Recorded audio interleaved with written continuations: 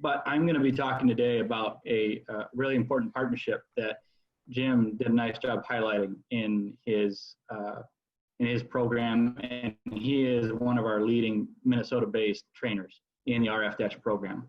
And so today we call this Flexing Trust, Firefighter and Farmers Tackling Farm Safety Together.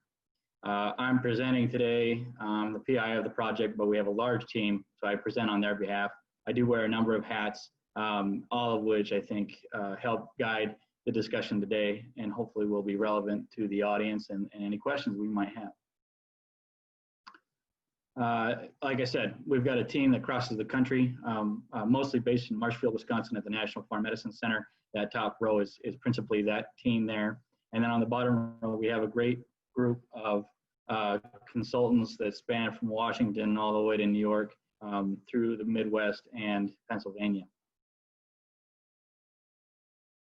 We also have a number of collaborators. This is a community-based program. You can see that there's a lot of irons in the fire and invested parties, including how firefighters are trained, insurance companies, different organizations that are ag-based.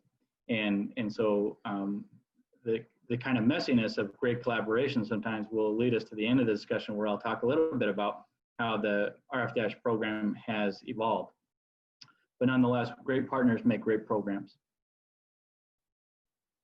So RF- in summary started off as a program simply because farmers really did express willingness to make changes if they were given injury prevention advice and strategies from their local fire department. There was a high esteem, mutual trust, common identity between rural firefighters and farmers, often because firefighters themselves have been firefighters.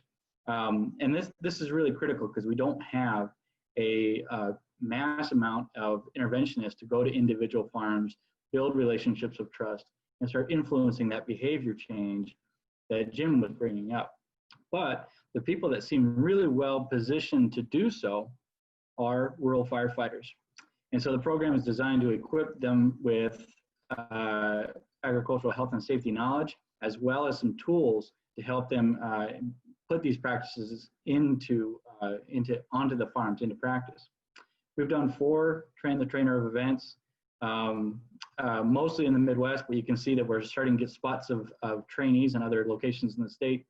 In the upper Midwest, we've trained 70, and they continue to expand in their own networks. And then outside of the upper Midwest, we've trained 30, with a concentration of a large training we did in New York, as well as representatives from 9 other states. And you can see that heat map on the right showing this penetration into the fire and EMS communities with this program. The program itself is built out of 5 modules. The first thing we do is we do an introduction to ag emergencies. And this is really critical because while ag health and safety may be obvious to a lot of us on this program today, usually the incidents are few and far between, just really severe. And so highlighting the level at which fatalities and injuries and life-changing injuries occur is critical, because it puts the emphasis on moving from reaction to intervention. So not just rescue, we want to be part of prevention. We want to be part of those instances where we can not need rescue. And so we intro ag emergencies as a critical piece to highlight the need for the program, as well as the role that firefighters can play. We then move into a pre-planning and mapping mode. This is generally fairly easy for fire and EMS because they often have to pre-plan and map other large businesses, whether that's a hospital or a factory, as a part of their right-of-way as a civil service. Farms are private. They do not necessarily have to allow firefighters and EMS to make those plans and make those maps. And so this is the first step in relationship building, allowing access to that farm, creating a map to not only expedite and improve the possible emergency response, but also protect the firefighter during their response, showing them where resources and hazards exist so that we don't injure firefighters and EMS personnel in their response. And that's really critical because that's the farmer giving back essentially to the fire community to allow them to do that. but it also starts the relationship and starts to make awareness of what hazards exist. That's when we move into farm hazard analysis. Going back to Mapper, we have a tool called Farm Mapper, and I actually have a slide that will show that. And then we do farm hazard analysis. This is really where we ask to really build a relationship and ask the fire and EMS community to see the risks, possibly score them, and inform the farmer of what really might cause an emergency on that particular farm, whether that's a tractor without a roll bar, whether that's ladders that go all the way to the ground without log out, tack out, and bins, as our last discussion highlighted, or drowning hazards such as manure lagoons without fencing, so on and so forth, highlighting those high risk moments on the farm. Then we move into farm first aid. And this is really a piece that asks more time from the farm and their employees and their family, because we want to equip the family to deal with an emergency if one should occur. And this includes, what do you do while you're waiting, as EMS runs can run longer in rural areas, as well as how do you give someone directions to find the incident on a farm. These farms are huge. They're multi-located now on different highways and different county roads. And so the ability to be specific and provide assistance while you wait for professional help is critical in a lot of these emergencies. It also moves the concept of risk home, hopefully moving the family or that operation towards prevention, so they don't have to go through a rescue scenario.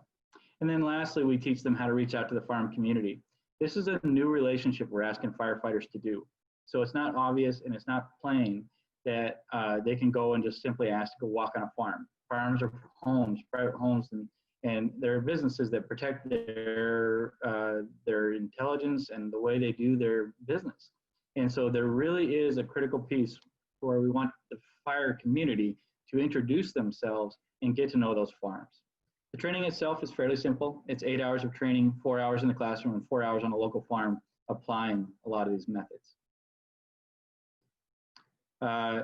And like I said, the firefighters are not preventionists, so this is not necessarily what they are trained to do. So we have tools developed to assist in having moved this relationship toward prevention and the firefighter's relationship with the farmer. The first one on the side of pre-planning and mapping is Farm Mapper. So Farm Mapper is an interactive web tool with a bird's eye view of a farm property with multiple icons that can be labeled and geolocated onto that farm, and this can help guide a response. This can be farm specific in terms of, like, this is where bulls are kept, this is a confined space, this is fuel, as well as specific to EMS, like this is a good spot to land a helicopter, this is a good spot to stage equipment, this is a dry hydrant that can be utilized later. So they're both farm and fire specific. On the back side of this is information about that farm, and that's really kind of, the map is neat and fun, but the information that we get about the farm, such as who's the mechanic, that mechanic on that farm may be critical in understanding how to best rescue an entanglement, for example. So the what they call MAPS, these mutual assistance abilities in fire and EMS responses, and all that coded information in that farm biography, and these can also include things like who's the electrical company, who's the chemical company, so that they can maybe answer some questions. And you can see the link down below, and all these links will be available in the Expo booth, and they are free to use. The next one is Safer Farm. I apologize, this isn't an ideal photograph, but it does show you the geo map along with the pinpoints and then the scaling scale on the side. And there's over 110 different items that can be scored in this program on a farm. So it's really comprehensive. It's probably too much for what fire and EMS need, but nonetheless, it's evidence-based, it's simple to use, and you can catalog with descriptions and photographs and have a common scoring criteria so that you really are scoring farms fairly in terms of what's safe and unsafe. This tool is also free to use, saferfarm.org. And the reports can be generated in PDFs and emailed and shared, so they're improving every day. But it really does bring ag health and safety knowledge to bear on that encounter between a firefighter and a farmer. Now, the program was initially designed to go into the upper Midwest, but we had enough interest in New York State that we conducted a New York State training. And then we started getting other strong responses from other regions around the country, and now we're fielding inquiries from Canada. And so we piloted a national training last year to see if our F- was generalizable enough so that we could increase these partnerships and keep the program going. We conducted that national training in Minneapolis with 18 individuals, 9 fire and EMS personnel, 9 ag health and safety personnel from the same regions, hopefully building a partnership between the disciplines in that state. These included Washington, Idaho, Utah, Minnesota, Wisconsin, Nebraska, Ohio, Pennsylvania, and New York. We also included 2 representatives from the National Fire Protection Association. And this is the group that really governs the rules and standards of fire and EMS. And wanting to professionalize our training, have them give us criteria and see where we map on to the professionalization of rural firefighters. We did the standard training with them, but then the next day we also held an 8-hour discussion and said, what else does this program need? Since we were available to have all these experts in the same room.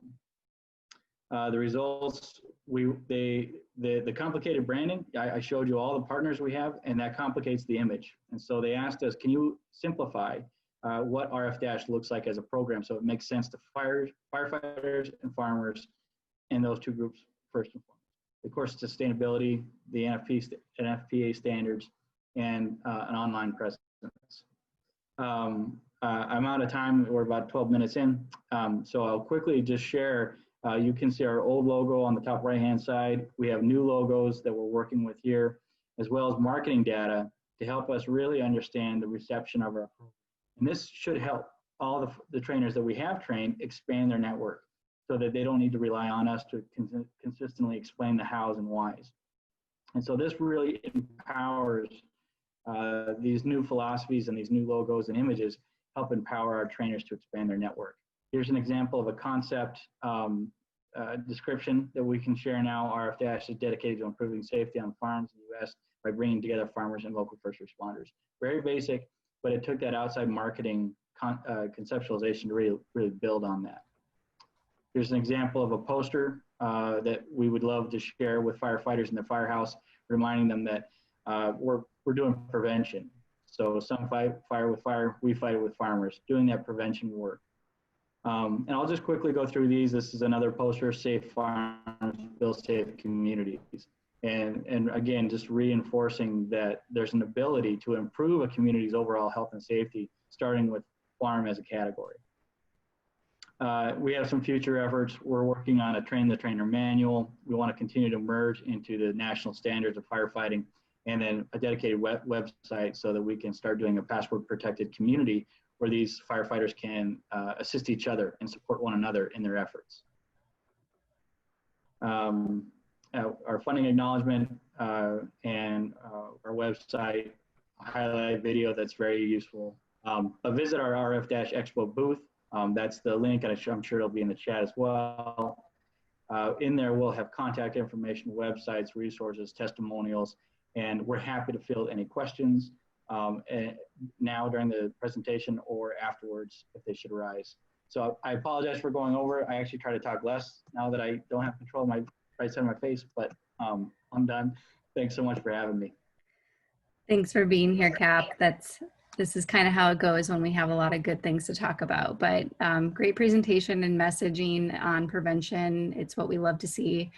The booth for RF- is down in the chat. I would really encourage everybody to check it out. Their new branding is fantastic, and you can find contact information. You can find master trainers, additional information, and any kind of follow-up that folks would want to do will be available there. We are gonna keep rolling due to time. So if you do have questions, I'm happy to connect anybody to Cap, and there's also contact information in their booth. But thank you, Cap, for being here with us today. We appreciate it. Thanks for having me. To either interact with, UMASH, National Farm Medicine Center, you know, what kind of activities are happening right now? I know you had to kind of scoot through that at the very end. Yeah, so I think that, first and foremost, this is kind of a pilot research project about expanding the repertoire of rural fire and EMS. But that doesn't mean that the basic ideas of the program can be done in every place. So you don't have to be in one of our trainings to really execute the basic ideas. So from the farm community perspective, I would say that reach out to your fire department and make a plan for your farm. And I think that that goes along with digging hotlines, and it goes along with Stop the Bleed in the terms of making plans and preparations as a farm business and as a home. And so that's the first thing farmers can do, is just start talking with their firefighters and make a plan. Firefighters can obviously go to our trainings. All of our lectures have been digitally recorded, thank goodness for the era that we're in, so that they can actually see what we've been teaching and start using our tools. So those are the kind of quick calls to action. I think the other piece that we're looking forward to now is agribusiness joining hands. So insurance companies and ag bankers and different people who have a vested interest in both the success and the safety of farms, investing in that program of connecting them with firefighters and making plans together. And so I think, any one of those conversations we've had before, and we're happy to have it again. For example, the Wisconsin Towns Associations have reached out to us, and they really want to know how can we implement it in a town per town basis. And so that's the first thing you do is just firefighters approach their farmers, farmers approach their firefighters, make a plan, and use our tools if they're useful.